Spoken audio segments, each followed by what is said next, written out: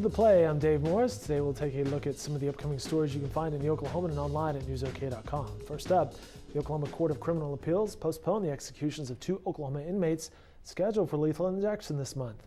The Oklahoman's Grand Brewer reports the court cited the state's inability to procure the drugs necessary for the process. Clayton Darrell Lockett and Charles Frederick Warner have been asking the court for a stay of execution until their lawsuit against the state is settled. State lawmakers are discussing whether to use $40 million in unclaimed property funds to complete the American Indian Cultural Center. But many legislators are leery about using state funding for the project.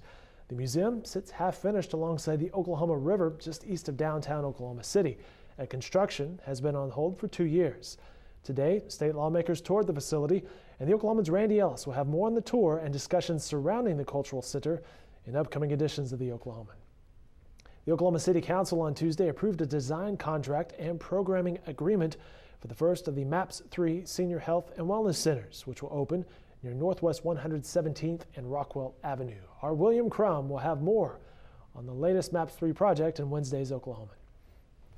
Mary Jo Stucker has never scored a takedown or gotten a reverse, like many of us, but she has been as close to the mat as possible without actually wrestling. She has had a life in wrestling, a love affair with the sport, that will hold its biggest event on her doorstep this week. It's the NCAA Wrestling Championships, and they start later this week in Oklahoma City. As our Jenny Carlson reports, that 79-year-old out of Shawnee will not be in the spotlight, but her contributions to the sport should be. And the Oklahoma State Cowboys play Gonzaga on Friday afternoon during the first round of the NCAA men's basketball tournament. OSU beat writer John Helsley takes a look at that guy, Marcus Smart, ahead of the matchup. You'll remember the sophomore passed on the NBA draft last year, and his return to Stillwater, frankly, hasn't been all it was cracked up to be. Looking forward to some NCAA wrestling coverage and some NCAA basketball coverage coming up. Again, these stories and more, and some good stories ahead of us in the Oklahoman and online at newsok.com. Have a great night, everybody.